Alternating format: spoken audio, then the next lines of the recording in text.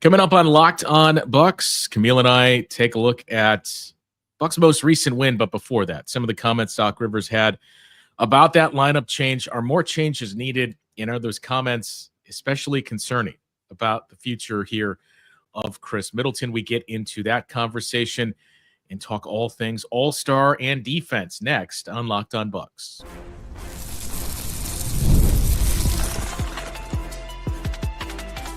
You are Locked On Bucks, your daily Milwaukee Bucks podcast, part of the Locked On Podcast Network, your team every day.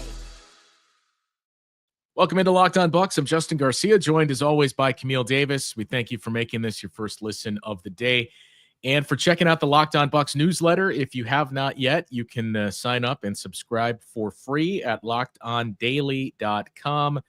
That website again, that address again, lockedondaily.com. to get started with the all-new free Locked On Bucks newsletter.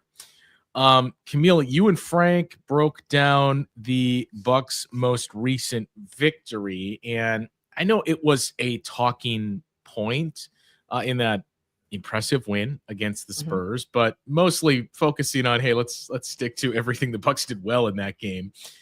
There was one thing before the game that stood out, and it was certainly the topic of conversation for a lot of people that were in the building and leaving that press conference, I can tell you.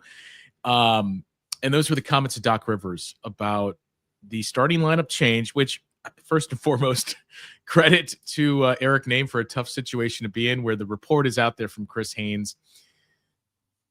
You have to, hey, are you thinking about any lineup changes?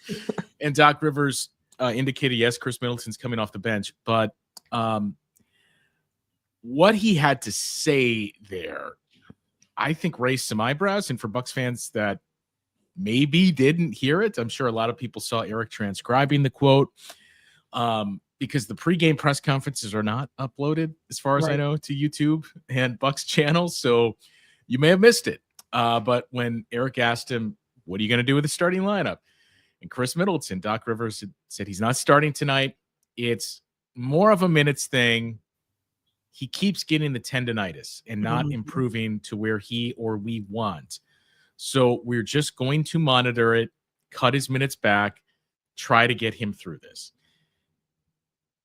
That on its surface of, tendonitis is coming up here. I mean, look, we've talked about, it's not quite there yet. But to hear that word come up, I think, okay, this is interesting. He did not stop there. He's just not moving every night the way you would like him to. One night he is, another night he's not. It's a tough go for him. There really is no sample size because he hasn't been right yet. We just have to wait until he gets right. And the sample size part of the quote that he's referring to is Doc being adamant, look, we can't say Khris is the problem and look at how much better you were performing with Taurean Prince in the lineup and Khris came back, because it's only been, number one, a handful of games. He's still on a minutes restriction. And it's just been tough to have that group out there. So that's where I kind of shut down those comparisons, which is fair. But to go back to the first part of it, I did not expect to hear the Bucks say, with how cautious they've already been with Khris Middleton, there's a tendonitis issue and he's not moving the way we would like, or he would like to be moving right now. Yeah, especially after seeing him get inserted into the starting lineup. Although when that did happen, it was with Dame and Giannis both sidelined. But we saw Khris play a back-to-back. Like, it seemed as if he was hitting those check marks to continue to move forward. So to hear this after he sat against Toronto, what they call, the rest for those ankles, and just saying like, hey, actually, everything is taking a little bit slower than what we expected. We've heard the stories in the conversation about prior games where Middleton is saying, like, forget the minutes restriction, keep me out here right now. Like, I want to keep playing. And sometimes they do, sometimes they don't. The minutes had been steadily climbing up for Khris. So at this point, it seems to me, if that's what the Bucks are saying, that they're looking at and like, okay, we need to kind of actually scale it back. We were moving a little bit too fast prior, and we need to scale this back some. And initially, before the comments from Doc came out, thanks to Eric asking those questions, it seemed as if this move was purely based on the play of the team. not based on the medical aspect of it. So to hear that a big part in this decision from Doc is like, hey, Khris isn't healing as quickly as he wants or as quickly as we thought that he would. We have to do something about that. It does raise some eyebrows, but I am glad. I mentioned it before. Doc Rivers has shown this season that he doesn't have a problem making changes when he sees changes need to be made. He won't just keep something the same just for the sake of keeping it the same. So I do appreciate that aspect of it, but it does, raise some eyebrows just about like what is happening with Chris's ankles, and hoping that he can get back to a level where, he can be out there without the restrictions, and playing some ball. Yeah, we have a few comments pouring in that people are overreacting that Khris is not, fully back from his, I don't want to say rehab, but he's just not the guy you saw in the playoffs last year, the guy that was ramping up for that type of action. And I don't disagree with that. I don't know what that timeline is. And I suppose it's the good news, bad news. It is much better to the point that you made before that this, on the surface at least, that we're making this change because we want to take an even more cautious approach with Khris Middleton versus, look, we were better off without him in the starting, right, so we got to make this change. But it's still early in the season is what I would caution. But how long is this process going to be when, to many Bucks fans, it has already been a pretty lengthy process to get Khris back on the floor? I mean, the process to get him on the floor to begin with was filled with a lot of soons, almost ready. It was a playoff game. And not just this year. Right. So that's been the conversation around him for a while, where there's been just kind of like this cloud of uncertainty. And I don't think it's necessarily because the Bucks themselves are just like, we want to keep everybody in the dark. I think things have just been taking longer than what people expected. And they want to give him the grace to continue to heal from that. Because as we've mentioned, double ankle surgery, that's a lot. It's hard enough having one ankle, get operated on, but to have both of them operated on, it takes a little bit out of you. So I can understand a lot of the conversation around it, given how the conversation has been around Khris since the injuries have started for him. But again, I mentioned it initially, but just keep Khris coming off the bench until the minutes restriction was completely gone.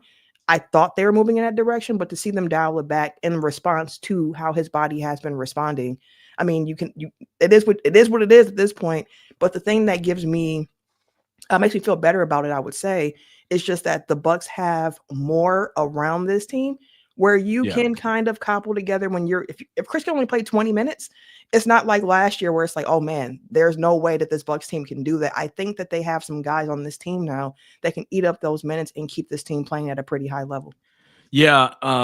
We've both talked about that a couple of times too, that I'm not going to profess that the Bucks are the deepest team in the league, right, but it's a big difference from where it was last year when you think about who had to pick up the slack for the Bucks. If it was, we have to take our time here with Khris and be a little more extra cautious with him, especially, once you got past those first 2 months of the season when you lost Jay Crowder to an injury. He comes back, but he was never really the same after that. I mean, you look back at the back half of last year when Khris went down in Phoenix against the Suns, you were back to starting Jay Crowder, and he was not very effective after coming back from that core injury. But your options were basically Jay Crowder and playing him alongside Malik Beasley, Pat Connaughton, Pat Beverly. We saw thrust into the starting lineup because of that as well. Gallinari later on. Danilo, right. You didn't have what you have out there right now, where it's, okay, we can start AJ Green. We can start Taurean Prince, obviously the big one, who has really taken that and run with it. And we talked about the performance that he built with this group early in the season. But the options of, we could play Ajax and AJ Green together and play those guys alongside two bigs and alongside Damian Lillard. So there are more options for this team where it doesn't feel like you're playing this guy because you have to. You now have choices. And we touched on some of those choices before that Spurs game. We obviously saw a little bit of a change there, but I do wonder if another is on the horizon here. So we will get into that conversation and a few things that have really stood out about this defense. We've been banging this drum, but at some point we have to stop saying, look at the Bucks defense, and realize this is who this team is. Yeah. We'll dig into some of those numbers coming up after the break here on Locked On Bucks.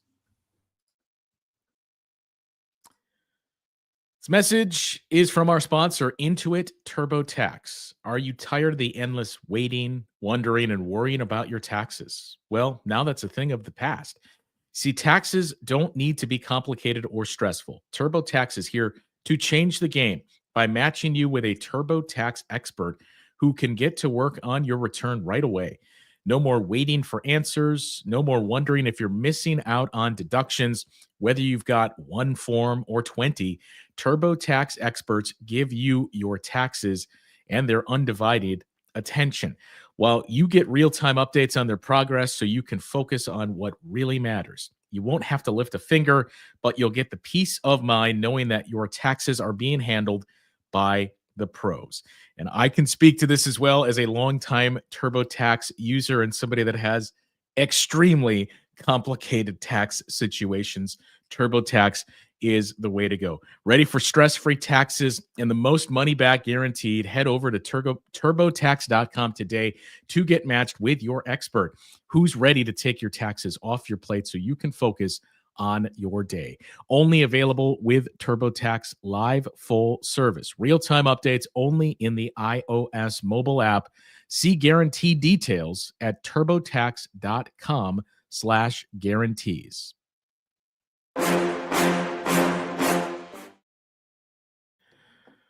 All right, Camille.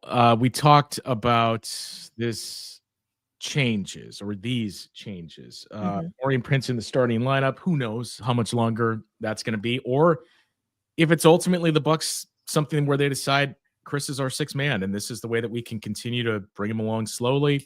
Played about 20 minutes against the Spurs.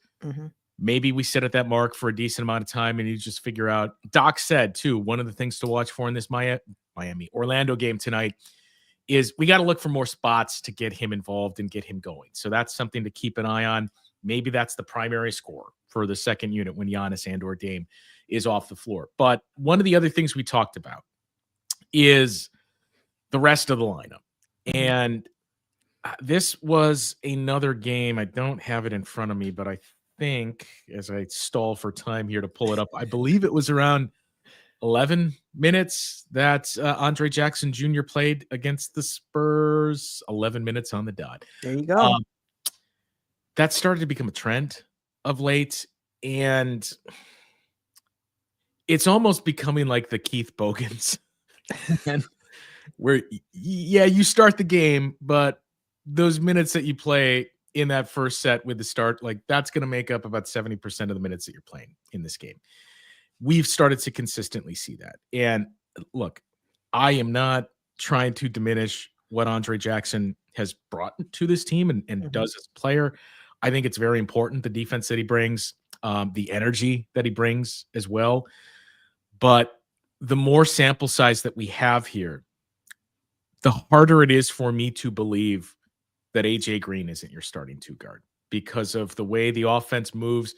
We cited it on the Wednesday show too, what the offense is doing, what their net rating is. Their defense is more than fine. Their defense is basically at the level it's been performing since the 2-8 start, with AJ Green on the floor alongside Giannis and Damian Lillard. And Doc even said after the game, you know, when we bring AJ in the game, we view it as we're bringing in another defender. It's not like we're bringing in a guy for offense. We're bringing in a guy that can hold up defensively, and he also gives us shooting.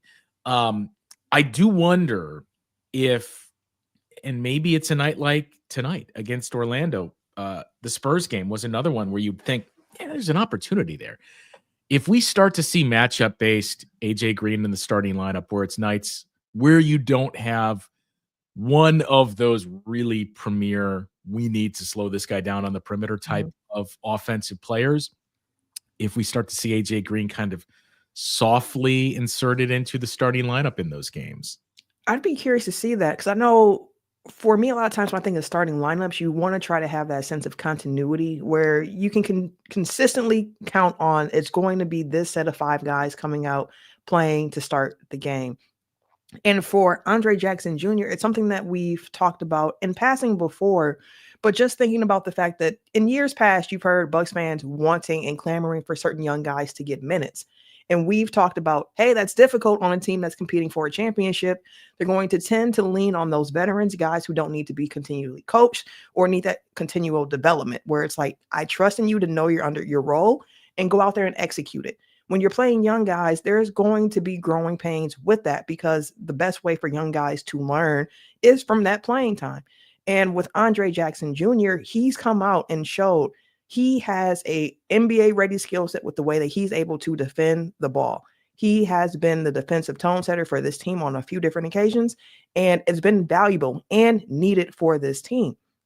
The flip side to that is that offensively, other teams just are ignoring him, which causes the spacing on the floor to be tighter for the Bucks, and can make operating their offense a little bit more difficult when you have a free roaming defender off of Ajax just helping wherever they can. So then the question I continuously had, because you've heard Doc say like, hey, I'm not worried about Andre's offense. That will come in time. I feel confident that that will come.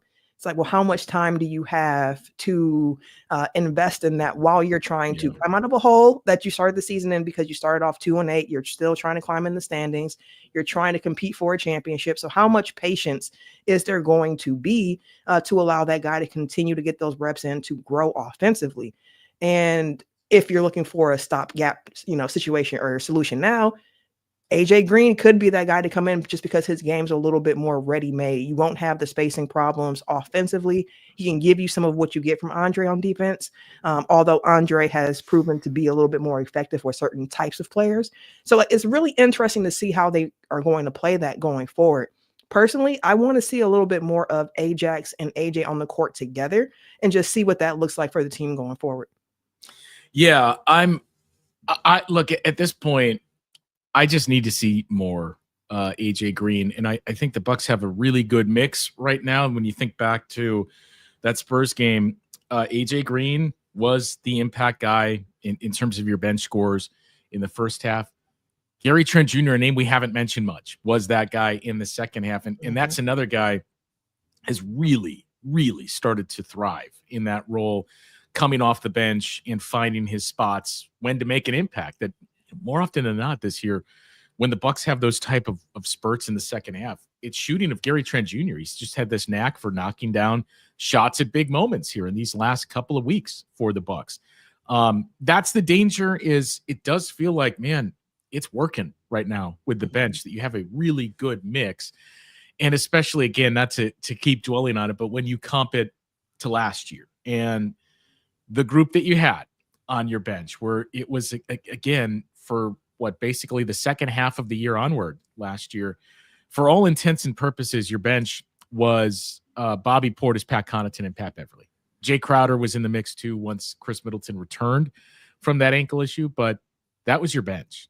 And, you look consistently in the month of February when Khris Middleton went down against the Suns, Bobby Portis was playing around 25 minutes a game. Jay Crowder was playing 20 to 25 minutes a game. Pat Connaughton was playing 20-plus minutes a game. Pat Beverly was starting to pick up minutes. It's just a much different spot to be in when you think about the guys you were playing, maybe if for no other reason than we got nobody else to this year, the guys that we haven't seen play. Ryan Rollins in spots. DeLon Wright has been out of the rotation. Pat Connaughton has not played for large stretches of the season, that you just have these more options. And that to me is a big part of what has been the story with this team. We talked about it in the offseason. This roster makes sense now. You had a full offseason to commit to a group and figure out how do we build around Giannis and Damian Lillard versus assembling the plane on the fly. And we're starting to see the dividends trickle through offensively, but man, you have really seen them defensively. You have, and it's been surprising. I'll speak for yourself a little bit here, but thought that they would be improved defensively going into this season.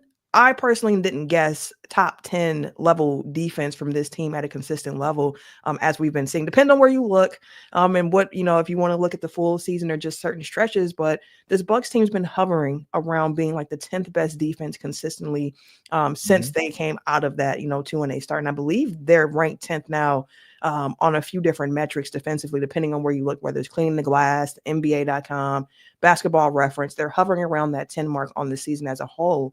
So to see that they're at that point, especially after the start that they had, And when you change the parameters and look at, after that 2-8 start from that point forward, numbers are even better for this team defensively. I wouldn't have guessed that it was going to be that strong of a suit for him, and that the offense would be the part of the game where it's kind of lagging behind and need to pick that part of it up. So for the team thinking about how do you continue to move that going forward, it's that question that we got back to of like, is Andre Jackson Jr. that guy that you kind of start to set that tone defensively for your team? And then from there, the minutes go however the game is dictating that they should go. Because, I mean, against the Spurs, first half, he's out there. Second half, when he starts, the Spurs then put Wemby on Ajax. And I was like, they figured it out. They made the move that you need to make, and now they let Wemby be the roamer. And at that point, Ajax got pulled, and I don't believe we saw him anymore for the rest of the game. So it's like, what decisions are you going to make? But you've seen that they have a group here now that can give you a top 10 defense consistently. Now the part is coming to how do you unlock that offense to play at a level that you thought that they could achieve with Dame and Giannis being your two top dogs. All right, so let's talk a little bit more about the defense and what we've seen. You mentioned they're basically a top 10 defense consistently so far this season, which we would have loved to have a 12 or 13, something like that, but they've consistently been in the top 10 and better when you look at some individual views of this defense. We'll take a look at that. Take a look at a big matchup tonight in Orlando where we expect to see a big return for the Magic. And speaking of big returns, another round of All-Star voting returns is in, and there's been one consistent story with this. We will get into that after this on Locked On Bucks. This next segment of Locked On Bucks is brought to you by Rocket Money. It can help you find any subscriptions you may have forgotten about that you were paying for, or maybe paying for multiple times. I know that happens to quite a few of us. You sign up for free trials, you forget you have it, and then you see it show up on your bill statement just a few weeks or months down the road. Rocket Money is a free personal finance app that helps find and cancel your unwanted subscriptions, monitors your spending, and helps lower your bills so you can grow your savings. It brings everything together in one place, whether it's subscriptions, your spending habits, or even the goals you want to hit this year. Rocket Money has over 5 million users and has saved a total of $500 million in canceled subscriptions, saving members up to $740 a year when using all of the app's premium features. So stop wasting that money that you may not have realized is going out the door and get started with Rocket Money. Cancel your unwanted subscriptions and reach your financial goals faster with Rocket Money. Go to rocketmoney.com/locked-on today. That is rocketmoney.com/locked-on, rocketmoney.com/locked-on. Okay, so before we get to look, it's not entirely Khris Middleton that this team behind the reasons for some of their struggles. It's not entirely Khris Middleton when this team started to get better. As I see a few people point out the records, yes, they were 2-8 before Khris, or started the season when they didn't have 2-8. They're 7-6 in games that he's played in, though. So the truth is always somewhere there in the middle, and I think that's maybe the case with this defense too. However, we're starting to get a much, much larger sample size that suggests, no, this is just who this team is right now. As we open the day on this Friday, January 10th, the Bucks are tied with the Golden State Warriors for the 8th best defensive rating in the league at 110.5. 8th. Right, they're less than a point per 100 possessions away from the Boston Celtics, who are currently the 7th best defense. And again, this is the full season, so this includes a pretty disastrous stretch of defensive play early in the season. Now, if we start to take some modified views here and look at, okay, what happened after that 2-8 start, it gets even better.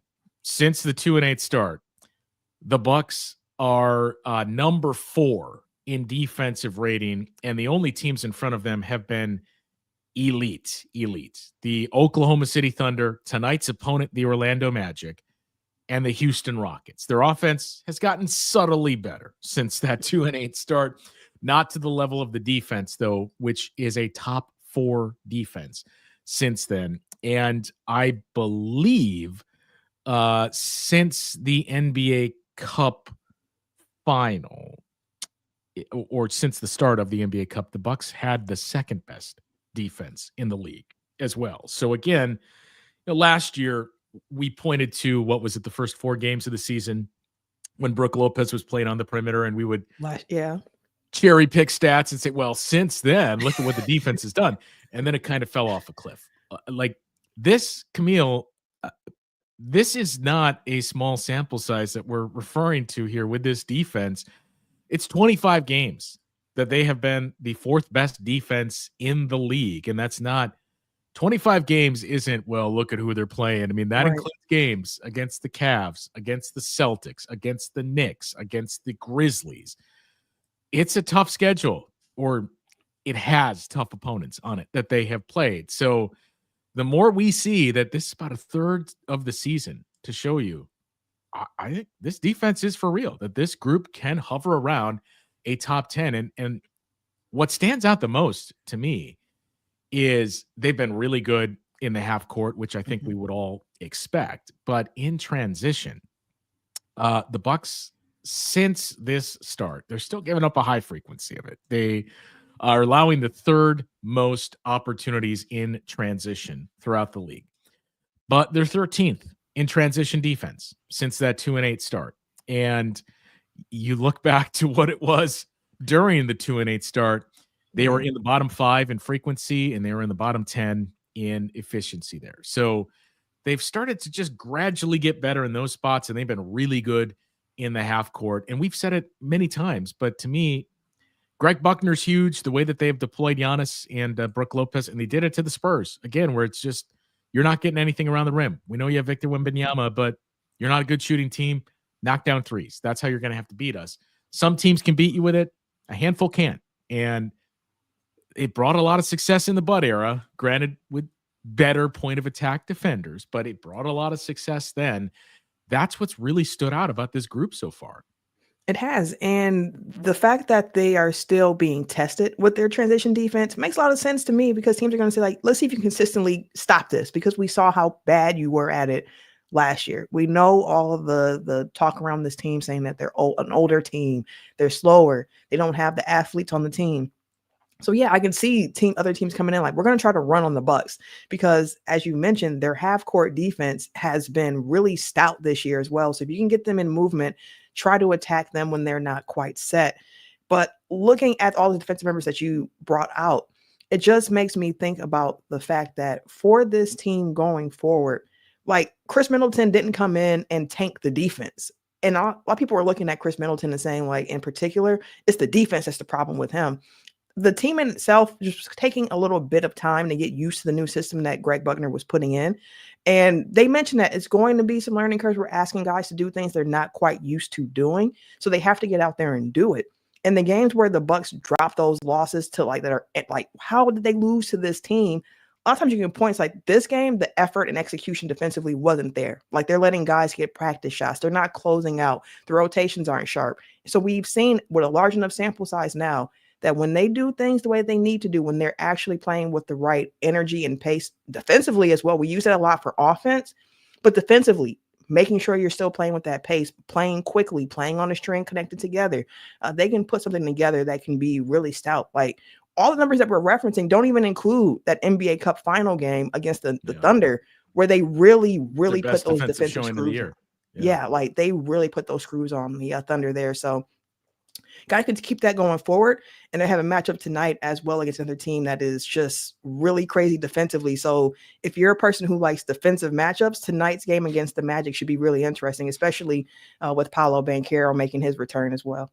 Yeah, I've said it before that you look at the Magic to a lesser extent now. It's still in a great offensive team, but Paolo Banchero, is it official that he's back? It's expected he's going to be back tonight. But you look at that Magic team and you think, how are you going to score? And then you get a minute or two into the game against Orlando and realize they're saying the same thing to you with their defense of, how do you think you're going to score against us?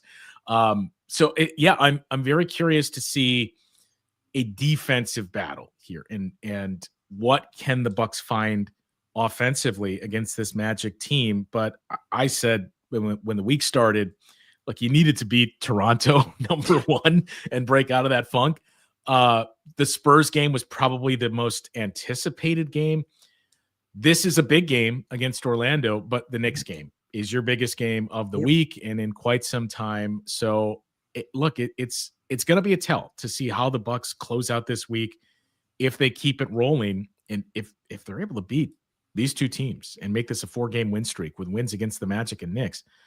That's an impressive showing for this group, because again, the games against the Cavs and Celtics are essentially gone. You got one game left, and at best case scenario, you're 1-6.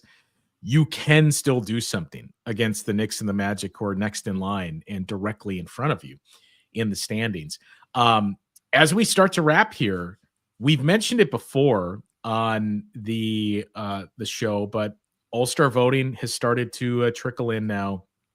And Camille, there's been one constant so far, and that is Giannis continues to lead the league in All-Star votes. And we saw this last year when he knocked off LeBron James and ended his 7-year streak as well.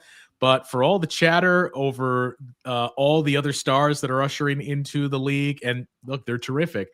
Giannis not getting his just due in MVP conversations.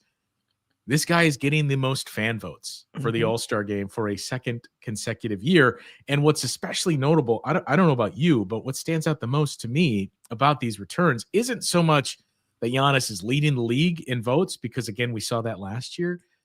The fact that Victor Wembanyama is not, I mean, he's in the mix, but I would have expected Victor Wembanyama to have a lot more votes than he has right now. Donovan Mitchell in the mix too, but the way the Cavs have played, how do they not have somebody that's up there as much as we've seen here? So to me, this just goes to show you, and look, it's the worst part about the job. I hate the discourse that goes into MVP, because it's just like everything else goes on in the real world. The conversations bring out the worst in us, and it's meant to divide, where instead of recognizing and appreciating what each of those players excel at and do well, we're just picking apart, well, this guy sucks at this, and why do you point this out? But it just goes to show you, maybe we recognize, look, there are some inefficiencies, but by and large, this guy is pretty well respected by fans.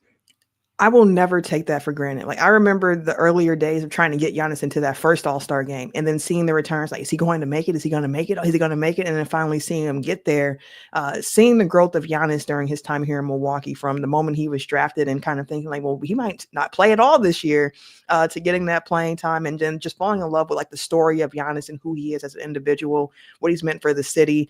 I love seeing that he continues to be top fan, vote getter for the All-Star game. Dame's kind of floating in there. Next week, I would love to kind of dive into Dame's All-Star case, because fan voting is putting a little dent into that, with LaMelo Ball being one of those top backcourt guys. And that's the other one kind of buried the lead.